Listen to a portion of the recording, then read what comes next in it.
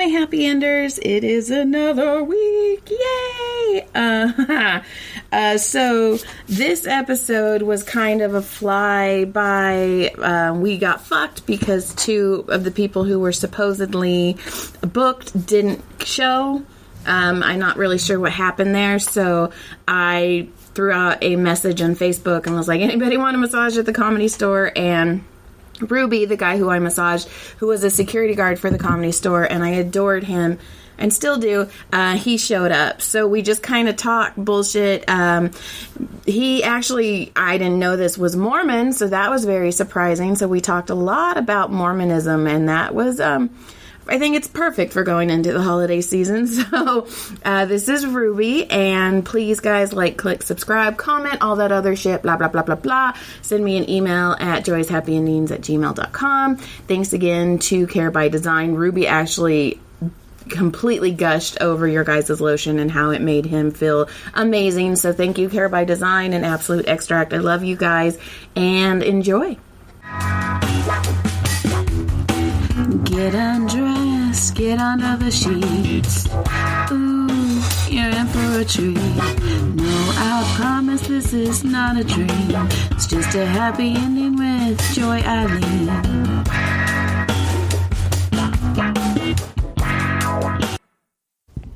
Yeah. Okay, cool. All right. We are on. We are live. Oh, yeah. Oh, yeah. And I'm using my Care by Design lotion because I'm going to get your back high. Ooh. And it's going to feel yummy. Ooh. Do you have to drive back to Santa Clarita tonight? No. I'm actually going to drive to LAX and then back to Glendale. What are you doing in LAX? Picking up immigrants. Okay. No, I'm kidding. I'm just picking up some buddies. Got a lot of friends who do a lot of different things, and I always end up being the one who pulls the favors.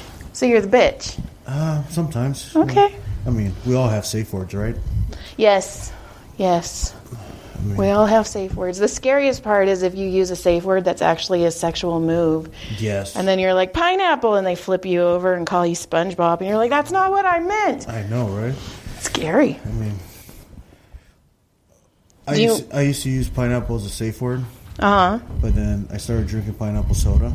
Okay. So whenever anybody asked me what I wanted to drink, I would say pineapple, and then they'd stop. My girlfriend at the time would look at me weird. Was that really your safe word? Because I'd be so fucked up if I guessed that shit. It was. Holy shit. Yeah. I'm psychic. I mean, I was a SpongeBob fan, so pineapple was the first thing that popped in my head when I... Not Squidward. No, not Squidward. No. Not Mr. Krabs. No. Anytime crabs and sexual acts are in the same sentence is usually wrong. That's or true. Bad. Or Sandy. Oh. Ooh, Sandy, I don't know about that. I mean, I don't like sex on the beach as much as the next guy, but...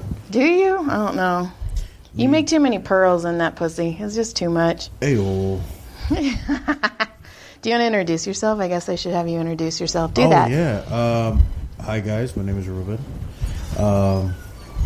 Man of many trades. I consider myself a Renaissance Mexican, even though I just found out I'm 65% Native American.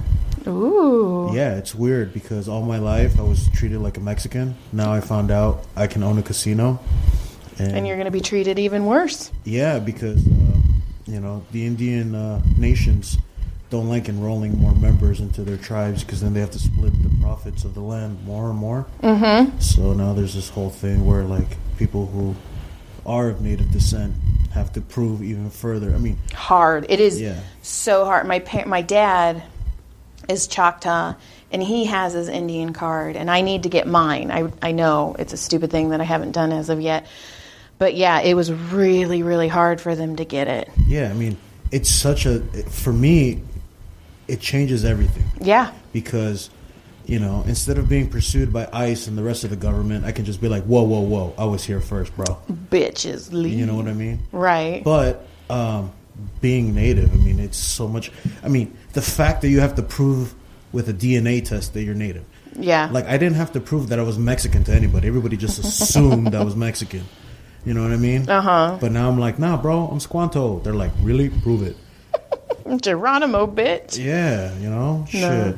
Yeah, I know. Like, but it's cool too. Like my dad, he gets a lot of his medical through the Choctaw Nation. Yeah, I mean, the amount of benefits that the tribes have is amazing. I mean, I need to do more research because I'm not really, like I said, I've been treated like a Mexican my whole life, and I feel lied to.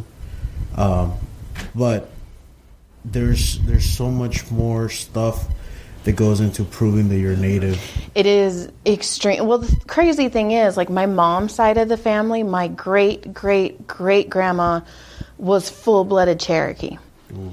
And they still can't really prove it. Yeah. My dad's side of the family, which has like a pitiful amount of Choctaw in it, was able to prove it. So even though my mom has way more in her and I have way more Cherokee than I have Choctaw in me, I can get my Choctaw card.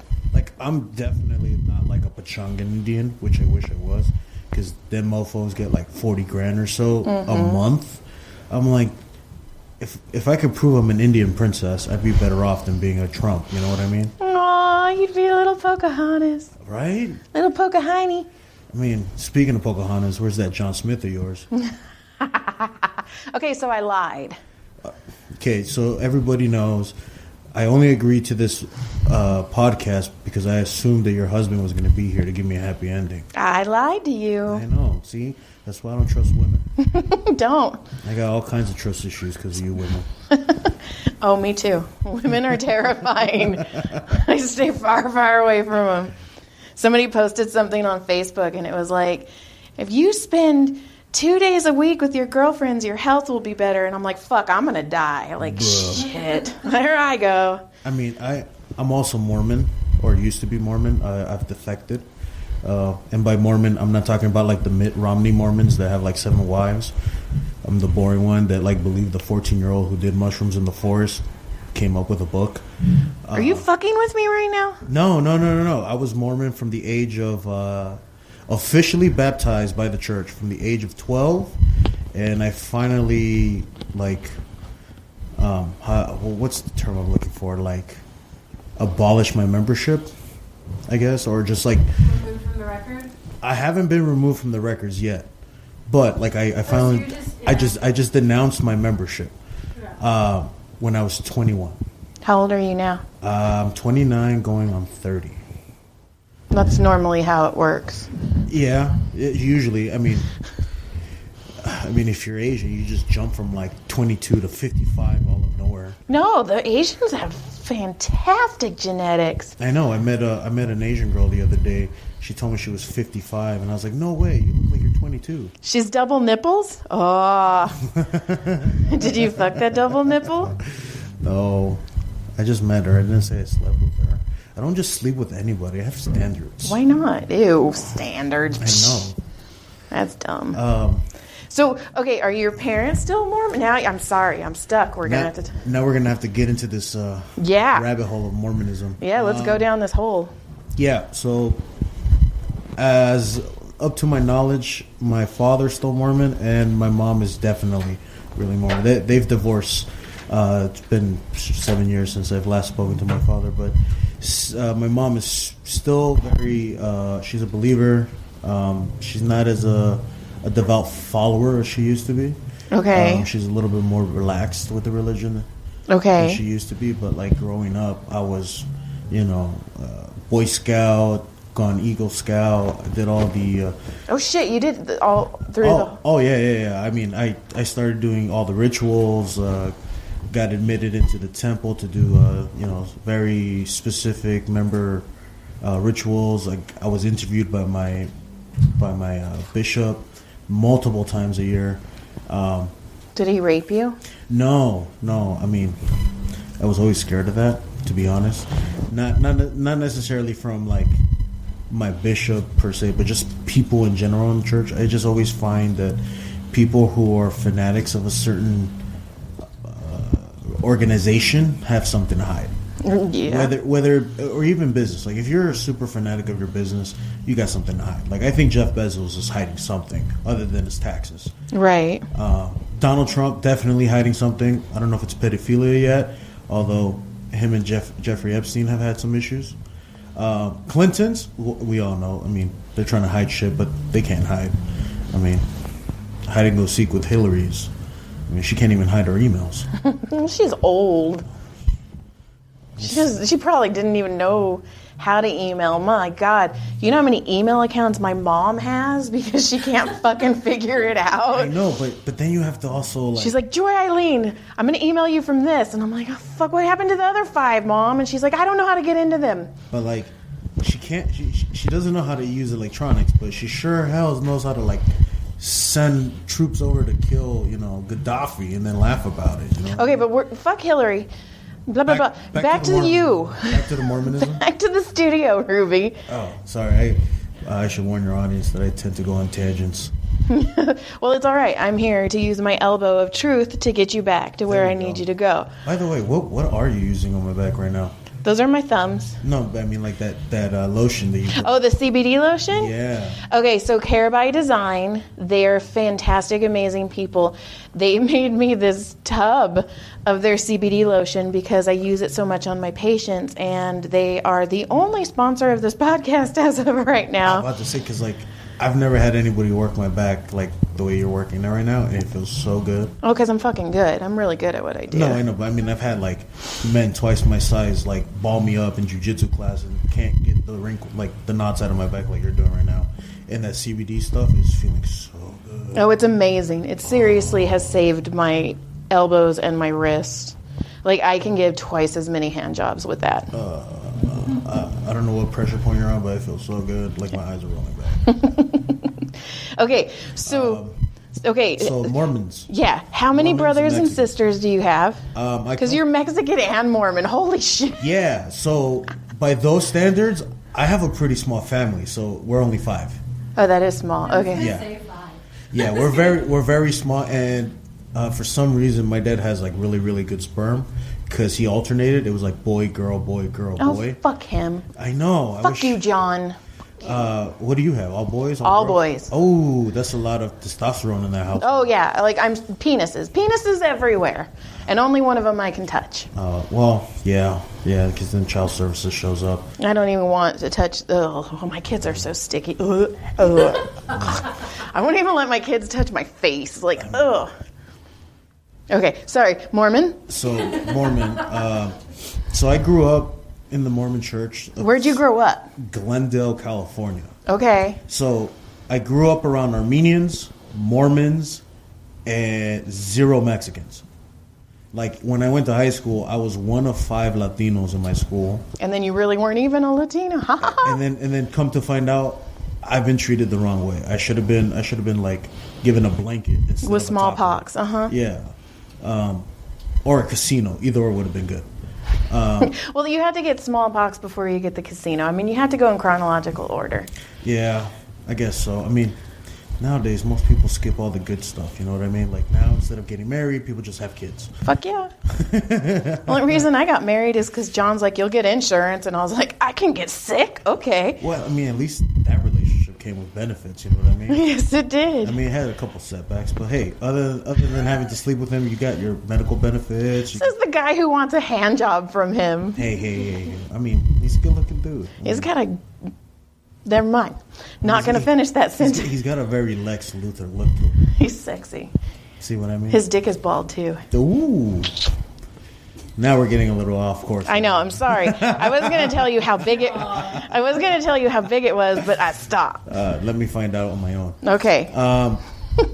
But you know, the Mormon community is a very tight knit community. I mean, they look out for each other. Yeah, because they knit shit. Yeah, I mean, first off, I didn't realize how powerful they were, and it was scary to find out and find more about them. I mean, growing up, I wasn't confused in terms of like sexuality or anything. I was more confused of like, what do I follow? I mean, I grew as a child, my family was Catholic.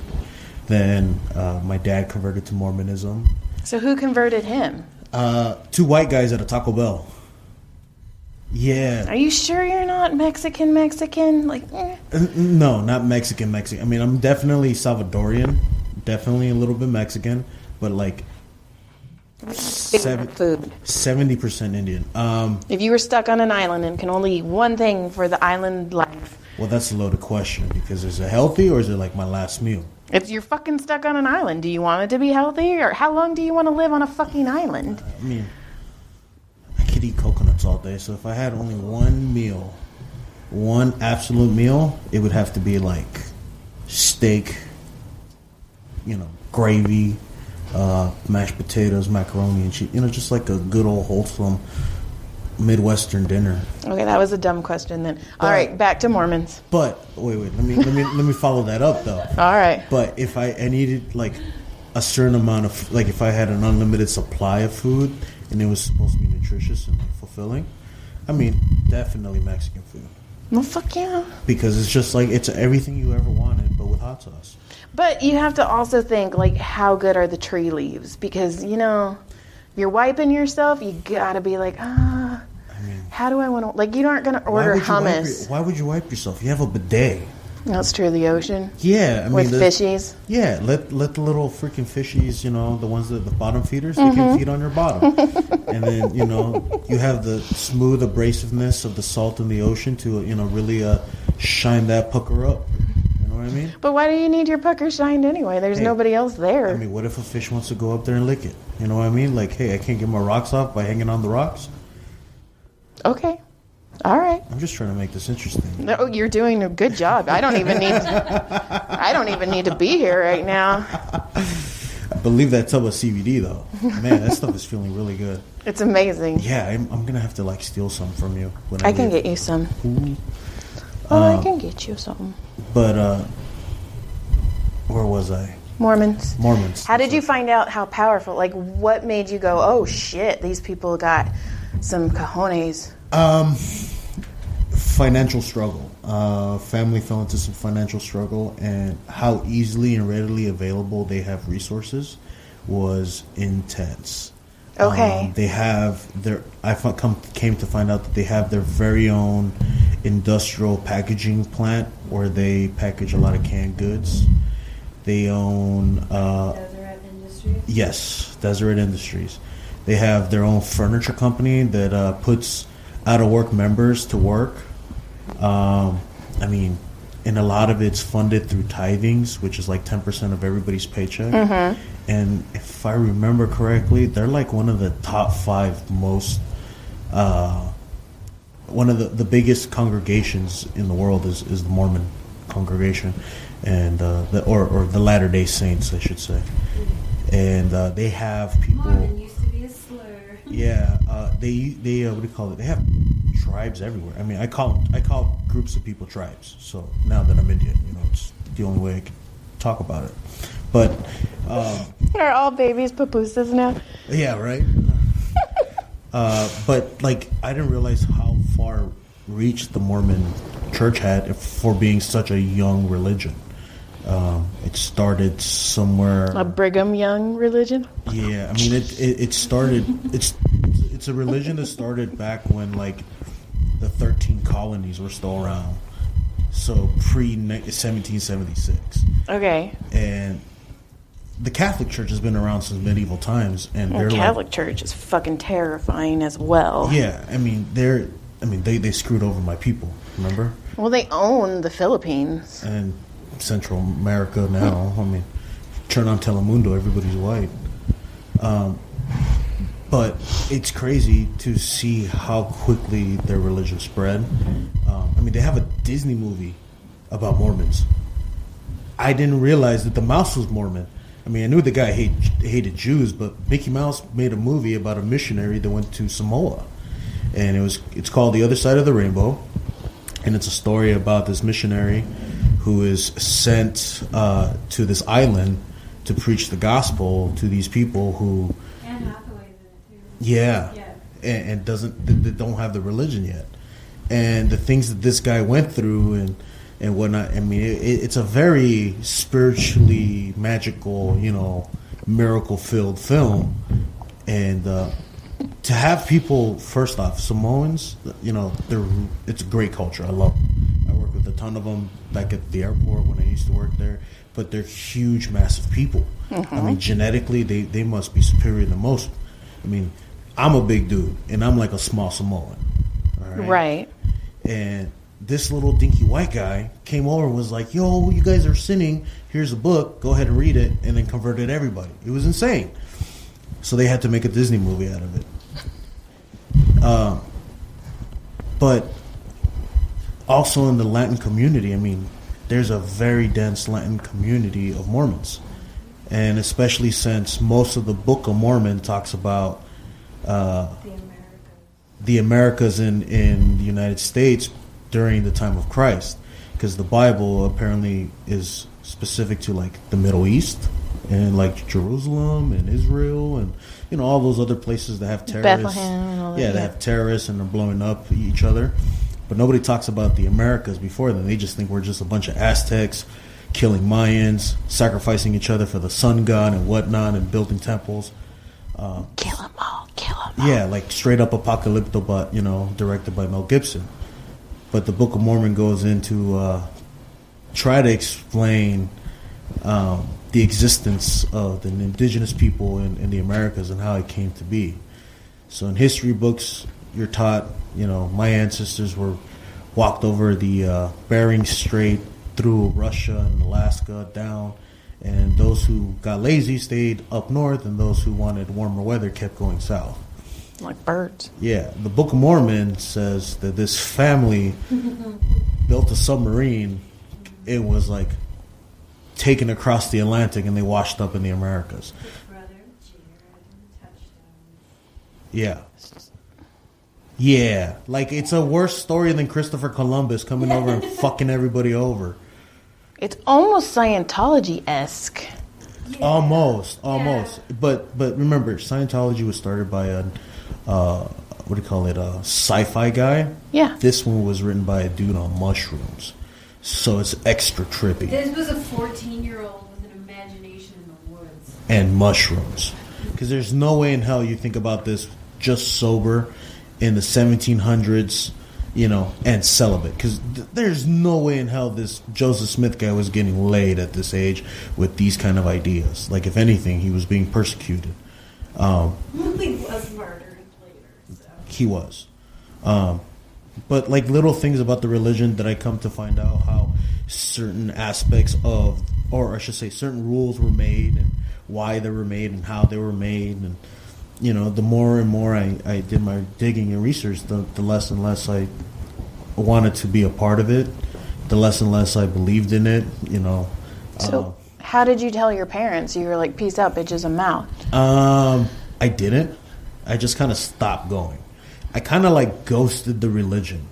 Like when you stop calling back and start showing up for activities and, But I will say this, Mormons know how to party. They don't drink, but they sure know how to throw a party. That buffet that they have, I mean, they call it a potluck, but that spread, oh my God. We used to say where Mormons meet, Mormons eat. Yeah, like there's nothing more awesome than going to like a Thanksgiving. By the way, Thanksgiving's coming up. Mm-hmm. It's the only time I ever go to church. Fuck Christmas, fuck New Year's. Thanksgiving though, count me in. What church do you go to? The Mormon church. Oh, I go back to the Mormon church for the food. I don't stay for the religion. I mean, they make me pray, but, a 30-second prayer for, like, 3 plates of food, I'm so down. Well, if you also can come to our house. We don't make you pray. No, but it's okay. But because the thing is like, Mormons... You don't have funeral potatoes. I swear. Sorry. Every time I go to these functions where food is involved, they have a spread, and let me tell you, I'm talking about like world class 5-star. Like, not even the buffets in Vegas can like compete with these guys. Because at least in Spanish I say barrio. I guess in English they call them a ward. But in the congregation that's local, I get Salvadorian food. I get Honduran food, South American food. There's a white family, so they bring meatloaf. It's just this. Don't knock meatloaf if it's done right. It's fucking. I mean, let me tell you, they got this spicy ketchup they put on top of it. Yo, that shit is gangsta. By the way, can I cuss on your podcast? Yes, you can say fuck, shit, douche, shot, whatever. You twat yacht is my new favorite word. I mean, I'm sure I said a few curse words. Well, because twat canoe's too small, so twat yacht is bigger. Twat yacht. That's my new word. Ooh, I like that word. Twat yacht. That It rolls off the tongue. I'm gonna turn that into a bumper sticker. Twat yacht. Hashtag twat yacht. Fuck yeah. We're gonna put it on your merch. Okay.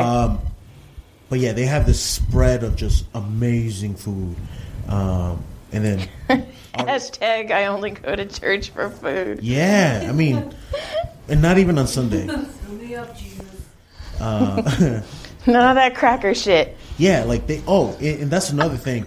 Like the you know how like in Catholic churches and they do the sacrament where the priest like Mass. Yeah, the body of Christ. yeah and the body of blood Christ and the blood of Christ, Uh-huh. and they use like a cracker and I've never had the pedophile fucking wine. It's grape juice now. They Grape don't juice? use wine. Okay, so in the Mormon community they use actual bread.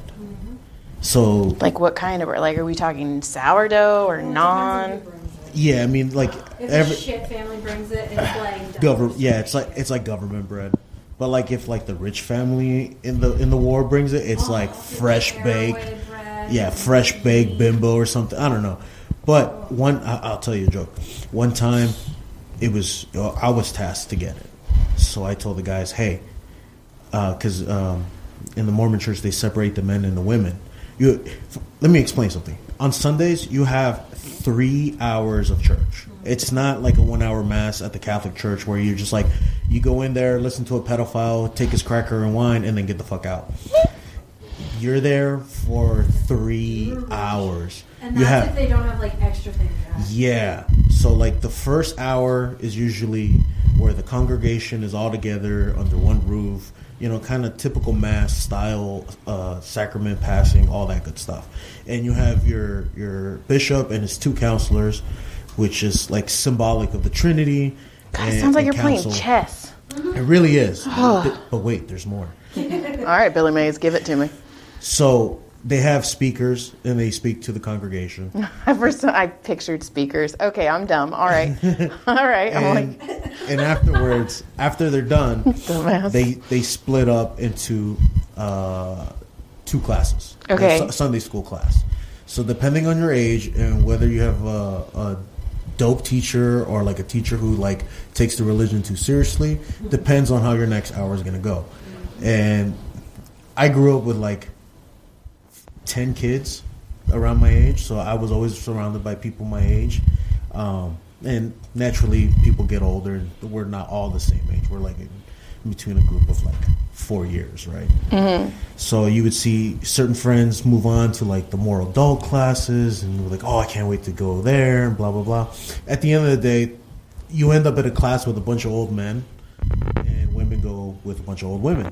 So they just split you up by your gender. Uh-huh. You know, not by your intellect, not by your status, just by gender. And when you hang out with the men, I mean, men are men. You know, you get to really get to know the patriarch of the ward. You know, you get to meet the other fathers and the other sons, and some of them were really fucking weird. Like I met this one guy who was a what do you call it? The guy who takes care of the funeral home. Mortician. There you go. I didn't want to fuck that up. But yeah, this dude was a mortician, had just recently converted, had no kids, but like looked like the Grim Reaper. Like just straight up super old, super shriveled, looked like he was burnt because they left him in the oven way too long, which is kind of what I thought at first because, you know, he's a mortician.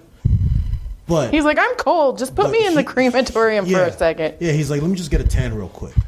But he was from a region of Mexico called Guanajuato, where they're really, really dark and they all look like mummies. I wonder if they've ever popped popcorn in a crematorium. Sorry.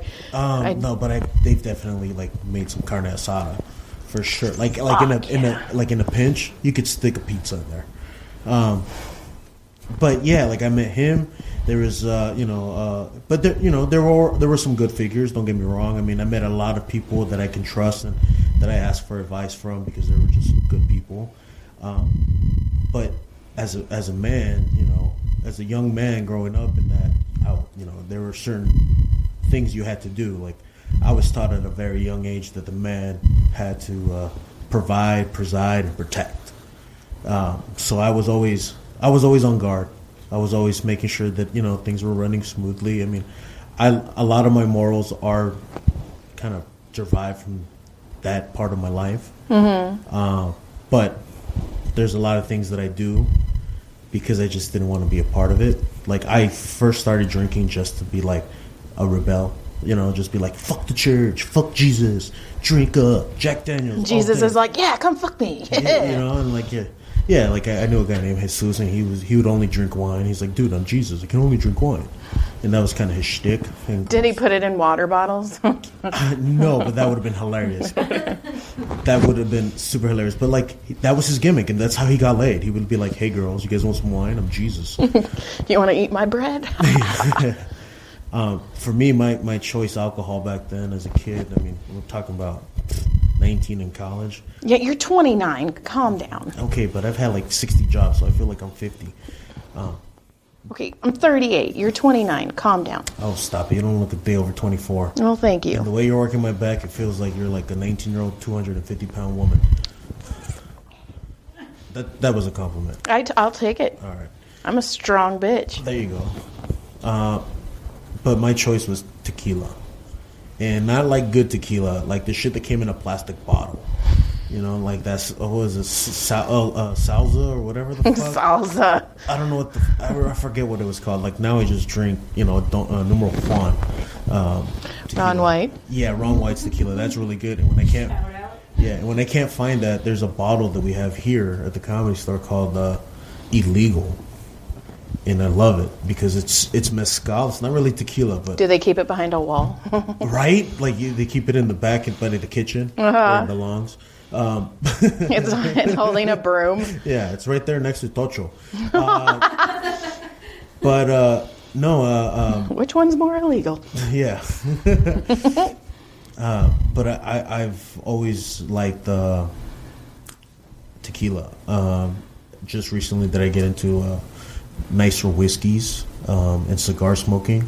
I took a trip to Honduras earlier this year and brought back some really killer cigars. And I mean, I've smoked tobacco for about 7 years, but never in the form of a cigar. And like, to learn to smoke a cigar, sip whiskey, and kind of have that realization, that was very cool. See, I could not smoke a cigar. You put something that big and thick in my mouth, I'm gonna try and suck it. Like, it's just what's gonna happen. And I totally understand. I totally understand. I mean, I've definitely met a few girls like that, but I'm like, Joy, you're only supposed to put like half an inch in your mouth. I'm like, oh, I thought it was supposed to touch your throat. Whoopsies. But it was cool because I never had those experiences. Like, some people at the age of 21, they have their first drink with their dad or their grandfather or whatever. Like my family was so dysfunctional. I was, my mom was just happy that I didn't turn out to be a criminal. Now, do you talk to your parents? Oh, my mother's number one. Like, I'm totally a mama's boy. No. Yeah. What are you in the line? Are you like the oldest, the middle, the baby? I'm the oldest, so I took all the shit, most of the shit, and everything was my fault. And nothing was ever given to me. Everything was always earned. On the other hand, my younger brothers always got my hand-me-downs, or they got new shit, because the hand-me-down was so run down. But I at the age, whenever I wanted something new, I'd have to go to work or get a job of some sort. I wish my 19-year-old would get a job. Love you. I mean, at the age of 14, I asked my dad for a PlayStation. And he's like, all right, well, if you want it, come and work for it. So I was like, all right, cool. I can do whatever you do. At the time, I was like 180 pounds, almost 200 pounds. I mean, I was a pretty big kid for the age of 14. That is a big kid. He's like, look, you're going to wash all these semi-trucks. He was in construction, so we're talking about some like big old international trucks. Okay. And his company that he worked for had a total of 20. Now, regularly, they would pay a detailer guy about $40 a truck to come in and wash everything. But because my father was trying to teach me a lesson, and my PlayStation was $300, and he didn't want me just to, earn it in one day, he told his boss that I could do it for $10, and that all he had to do was provide the soap and the brush. So my father's employer was more than happy to use child labor to wash his vehicles. And taught me a really valuable lesson. Did he make you take your shirt off and spill suds on you? No, I mean, You probably would have earned more. I probably would have, but I wasn't really that good looking as a boy, as a young boy. Who cares? They don't. I mean, I was fat, Oh, you could have put suds on your titties and just... Yeah, but then you mix in child labor laws and child pornography, and someone's going to get arrested. Nah. You know what I mean? But I mean, now, yeah, but then, nah. I mean, it was like 1998. Yeah, that's when, like, Michael Jackson was at his prime. Yeah, so I ended up working for my father's construction company for like a month. Okay. Trying to earn money for my PlayStation. Did you get it? Oh, absolutely. I bought it and put everything on it. I mean, I didn't have bills to pay, so I spent every dime on it. Then I got older, got the Xbox? urge. Oh. Yeah, I got the urge for another, entertainment system, and I was like, what am I going to do with my PlayStation? And they're like, just give it to your little brother. And I was going to until I realized, wait a minute, this motherfucker has never worked a day in his life. Fuck him. Fuck him and everybody he claims. Like, he can go to work. And then my father, knew that I was not happy with that decision of, just handing it over. So he took it. He was like, you don't want to give it to him? I'll just take it. And gave me $10 for it. And a ride to the Toys R Us to pick up my Xbox. So Okay, I've already guessed pineapple and Xbox. I'm fucking quitting. I am now psychic. There you go. Hey, you know what? If you open up a little shop down the street, bitch, you make some money. Yep. Yeah, there's plenty of drunk bitches who come over here. Tell me my future. Am I gonna find my future husband out here? And you're like, yep. We'll just send them to you. And but growing up, it was just always tough in the sense that I took most of the shit because I was the older one. I was the experiment. Well, see, I was the guinea pig. It's kind of the opposite because Tyler is John. I mean, he's mine, but we had to do child custody because his mom was a crazy bitch. And so we were really afraid to punish him because we didn't want him to be like, I'm just going to go live with my mom. So Tyler kind of got away with a lot, still does. And Caleb, our middle child, that poor puppy has got most of it. And then Brody, our youngest, is just wild. Yeah, my youngest, he's got a mouth on him. I mean, he says things that I'm like, bro, really? You just said that? I should whoop your ass. If this wasn't 2019 where everybody gets offended, I'd whoop your ass. But nobody can take a punch nowadays.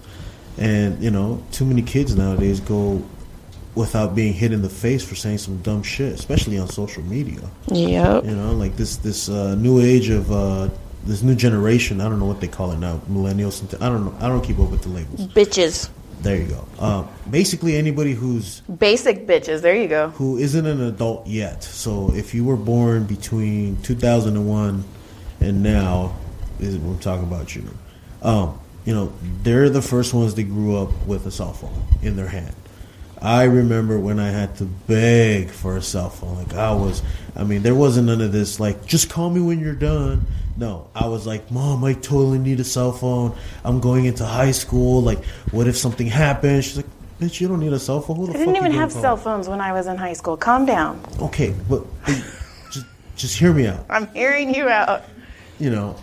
I grew up with the landline, having to hang up the phone to get on the internet.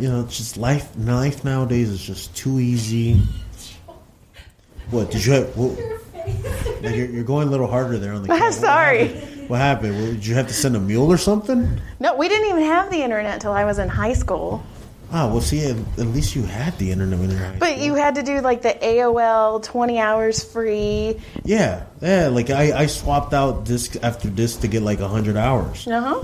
Yeah, there's definitely 20,000 emails. But you were probably 5 when you did it. I started downloading music when I was 16. Mm-hmm. So LimeWire was a thing, so, let your viewers do the math. I forgot that was a thing. Yeah, LimeWire was... See, I was Napster. Okay. I remember Napster. Yeah. LimeWire was when kids got viruses before getting sex. It was great. You would download a song and then you'd play it and your computer would crash And then I remember when movies first started coming out, like ripped movies started coming out on LimeWire, you would start the download as you left for school, and you would hope that by the time you got home at 5 in the afternoon, that your movie would be ready. And it would be, but it would be like the shittiest quality. And it was so much easier to download porn because it was such shorter videos instead of watching like full-length films. So then like movies turned to porno, and then everybody was downloading porno, and everybody got these like digital STDs in their computers. So I remember when that happened. I remember the Y2K scare. That was intense. I was 18. I remember 9/11. I mean, not to be a downer, but I remember being scared out of my fucking mind. I was pissed because somebody woke me up and I was sleeping. I was like, I'm not in New York. Yeah, well, fucking leave me alone. Yeah, I mean, I'm in Texas. Fucking let me sleep. I remember when they always say, remember where you were on that day? Like, yeah, I was in bed. Yeah, I remember. I was getting ready for school, and I was scared out of my fucking mind. I was like, holy shit, these motherfuckers are making money, and they're trying to kill them. I'm barely trying to learn my ABCs. What the fuck's going to happen to me? Oh, my God, you're so young. Go home, Ruby. We're done. But, I remember that. What else was there? I remember... I remember Amy Fisher and Lorena Bobbitt and O.J. Simpson and the Mendez brothers. Yeah, fucking, yeah. 1994 was a crazy fucking year. Speaking of Hispanic names, I also recently found out that some of my family back then had ties to the cartels.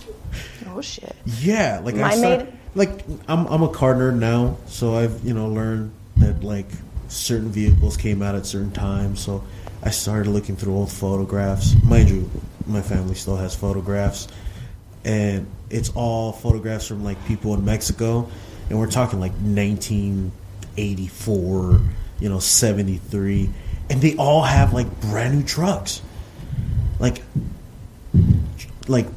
absolutely brand new trucks at the time that were worth, a couple grand. I mean, the equivalent of 80 grand now, but just fixed up, and they're just hanging out looking like Mr. Cool Guys. I'm like, oh, I wish I could be like that, uncle.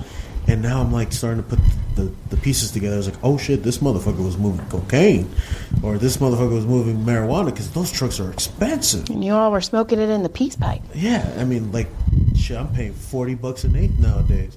I don't know what any of that means. I've never done drugs. I don't understand any of that. Really? You've never done anything? No. I mean, except what prescription stuff that they've given me. Oh, so you've done meth? Well, but I can't really do Vicodin. They gave me Vicodin for my C-sections, and when I had my C-section, they gave me a whole one, and I slept for 3 days, and John's like, don't do that again. I need her.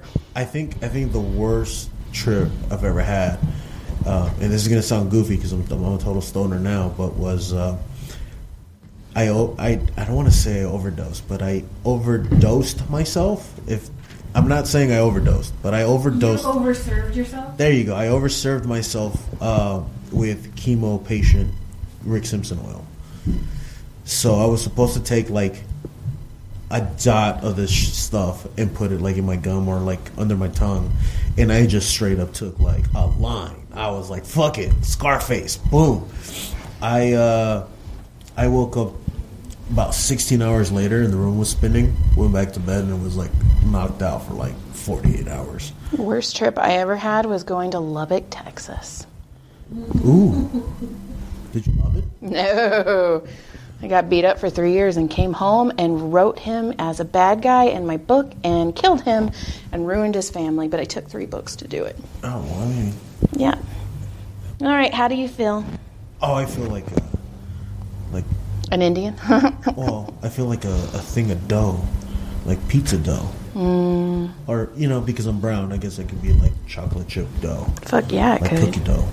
Ooh, cookie dough. That sounds good right now. It does sound good right now. It's the CBD lotion. It's the lotion, I'm telling you. No, I put the lotion on the skin, and now he wants cookies again. Oh, I mean, I'm such a sweet tooth. All right. You survived? I did? Oh, my goodness. Ooh. Take your time getting up. Upwards, what is this? The yoga position. The ruby. Oh, hey. I feel like I'm a cam girl now. Thank you, Joy. That was amazing. All right, that was my episode with Ruby Dooby Doo. I hope you guys enjoyed it. Please like, click, subscribe, comment on wherever you're listening. I'd really, really appreciate it. And send a email to joyshappyendings@gmail.com if you want to talk to me. And goodbye.